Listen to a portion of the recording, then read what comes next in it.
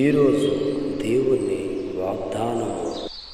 నీకు వాగ్దానం ఇచ్చిన దేవుడు నమ్మదగిన వాడు, విడవడు, ఎడబాయడు. ప్రైజ్లో అందరూ బాగున్నారు కదూ. మరోసారి దేవుడు మహాకృపను బట్టి ఈ రీతిగా మీ అందరినీ కలవడానికి ప్రభు ఎంతో కృప చూపించారు. ఈ సమయమందు చిన్న ప్రార్థన ద్వారా తండ్రితో సహవాసము అనే కార్యక్రమాన్ని ప్రారంభించుకుందాం. పరిశుద్ధుడ, ప్రేమ కలిగిన తండ్రి, మీకు అనేకమైన స్తోత్రాలు. మరోసారి మీ నామం పేరుట తండ్రితో సహవాసం అనే కార్యక్రమాన్ని ప్రారంభిస్తుండగా మీరే నడిపించమని యేసును నడుచున్నాం తండ్రి, ఆమేన్. Praise the lord.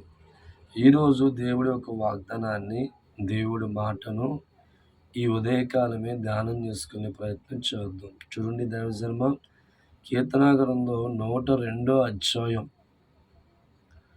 20వ వచనం గమనిస్తే, చెరసాలలో ఉన్నవారి మూలుగులు వినుటకును, చావునకు విధించబడిన వారిని విడిపించుటకును ఆయన తన ఉన్నతమైన పరిశుద్ధ ఆలయము నుండి వంగి చూచెననియు. దేవుడు స్తోత్రం. గమనించాలి, కష్టాల్లో ఉన్న మనుషుల జీవితాలు పట్టించుకున్నవారు ఈ లోకంలో కనబడరు. బాధల్లో ఉన్న వారి జీవితాల గురించి పట్టించుకున్నవారు కూడా ఈ లోకంలో కనబడరు. కానీ దేవుడి యొక్క వాగ్దానం మనం పరిశీలిస్తూ ఉంటే, కష్టాల్లో ఉండి మూలుగుతున్న వారిని, శ్రమల వంటి కొలుములో బంధించబడిన వారిని ఆయన విడిపించుటకు, దేవుడి స్తోత్రం. లోకమంతా మనం వెతుకుతున్న కష్టాల్లో ఉన్న మనుషులను విడిపించాలి అనే కోరిక మనుషులు ఎవరు కనబడదు.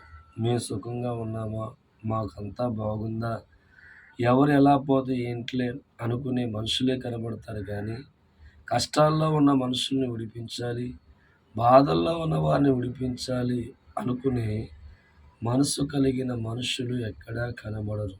గమనించు దైవజనమా. కానీ ఒక ఉదయకాలం దేవుడు నీతో మాట్లాడుతున్నా.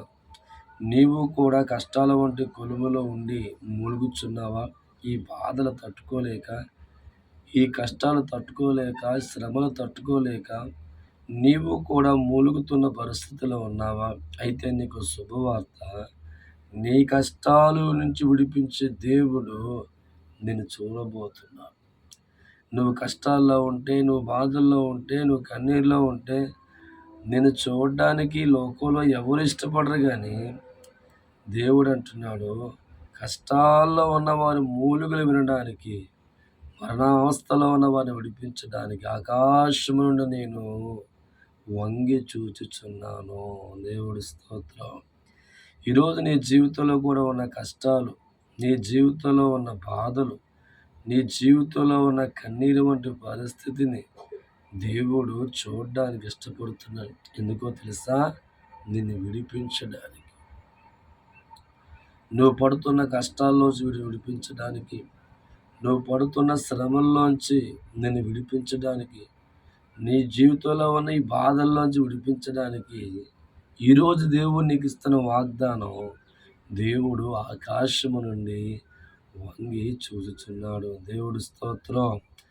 మన కష్టాల్లోంచి విడిపించి ఆ భగవంతుని చూస్తుండగా, ఏ కష్టాలు బట్టి నువ్వు బాధపడుతున్నావో, ఏ శ్రమల బట్టి నువ్వు బాధపడుతున్నావో, ఏ కొలువు వంటి పరిస్థితుల బట్టి నువ్వు బాధపడుతున్నావో, దేవుడు నిన్ను చూస్తూ ఉండగా నీ కష్టాలన్నీ విడిపించబడతాయి, నీ బాధలన్నీ విడిపించబడతాయి, నీ వేదనకరమైన పరిస్థితుల్లోంచి విడిపించబడతావు. దేవుడు నీకు సంతోషమైన జీవితాన్ని ఇవ్వబోతున్నాడు. దేవుడి స్తోత్రం.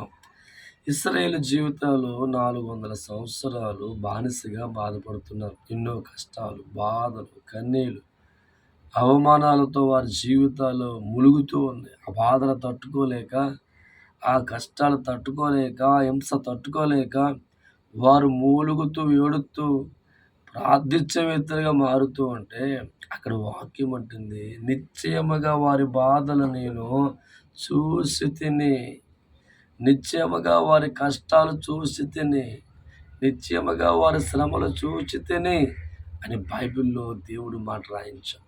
చూసిన దేవుడు ఏం చేస్తాడయ్యా అని ఆలోచిస్తే, వారిని విడిపించడానికి, వారిని బయటికి తీసుకురావడానికి నేను దిగి వచ్చి తిని అన్నాడు బైబిల్లో దేవుడు రాయించి. ఎంత గొప్ప దేవుడు అండి. ఈరోజు మనుషులు కష్టాల్లో ఉంటే చూసి ఎలా తప్పించుకోవాలా అనుకునే మనుషులు కనబడతారు.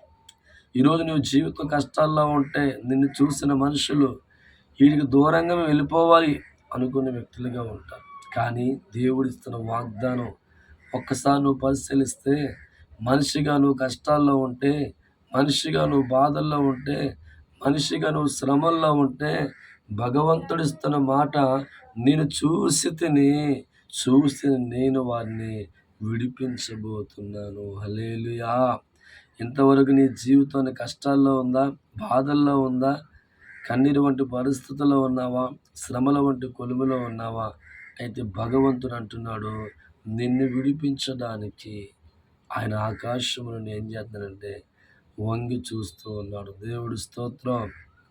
నాకు దైవజనమా, దేవుడి యొక్క వాగ్దానం పరిశీలన చేసి ఈరోజు నీవు కూడా దేవుడి వాక్యాన్ని బాగా విని, దేవుడి వాక్యాన్ని పదిలిపరిచి, నా దేవుడు నా కష్టాలు చూస్తున్నాడు, నా బాధలు చూస్తున్నాడు, నా కన్నీరు ఆయన చూస్తున్నాడు, నన్ను విడిపించడానికి నా తండ్రి వస్తున్నాడు అని ధైర్యం తెచ్చుకునే వ్యక్తిగా నువ్వు మారి నాతో పాటు ఏకీభవించి మోకరించి ప్రార్థించగలుగుతావా?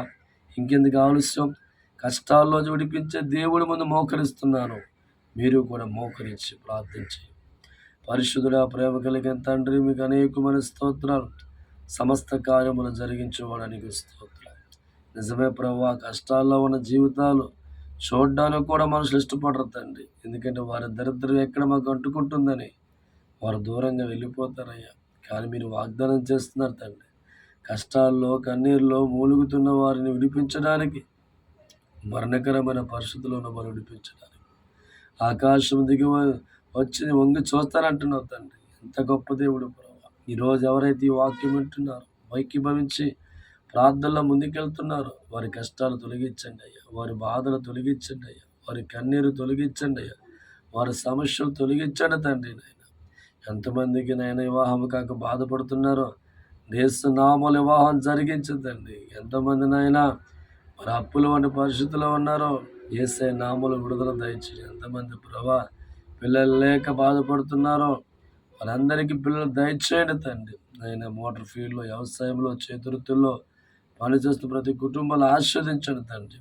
ఆసుపత్రి రోగులై పడి ఉన్న వారిని స్వస్థపరచు నాయన. ఇదిగో నాయన దేశ సరిహద్దుల్లో పనిచేసే ప్రతి సైన్యాన్ని ఆస్వాదించండి తండ్రి. ఈ రీతిగా నాయన ప్రతి ఒక్కరికి పేరు పేరు దీవించి ఆస్వాదించమని యేసయ్య వచించున్నాము తండ్రి. ఆమేన్. దేవుడు మిమ్మల్ని మీ కుటుంబాలను సదాకాలము దీవించును గాక.